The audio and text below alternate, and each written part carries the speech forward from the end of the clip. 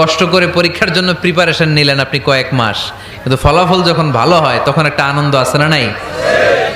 সারাদিন রোজা রাখলেন রমজানে, কি কষ্ট, তৃষ্ণায় গলা ফেটে যায়, কিন্তু ইফতারির সময় যখন রুহাবজা শরবতটা খাই কেমন লাগে? একটা আনন্দ আছে না নাই?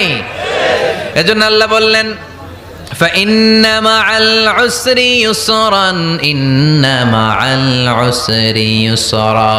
ও নবী, কষ্টের দিন মক্কায় অল্প কিছু দিন, মদিনাতে আনন্দের দিন অপেক্ষা করছে। আমাদের জীবনে যদি দুঃখ কষ্ট আসে আমরা ধৈর্য ধরবো, তাওয়াক্কুল করবো একজনের উপর, তিনি কে? কারণ আমরা বিশ্বাস করি কষ্টের দিন এটা চিরকালের জন্য নয়, সামনে আনন্দের দিন আমাদের জন্য সেট করে রেখেছে কে? তাহলে আমরা সূরাতুল ইনশিরাহ থেকে 3টা নেয়ামতের বর্ণনা শুনলাম, বিশ্বনবীকে কি সান্ত্বনা দেয়া হলো সেটা শুনলাম। এবার 2টা গাইডলাইন শুনে তাফসীর আমরা শেষ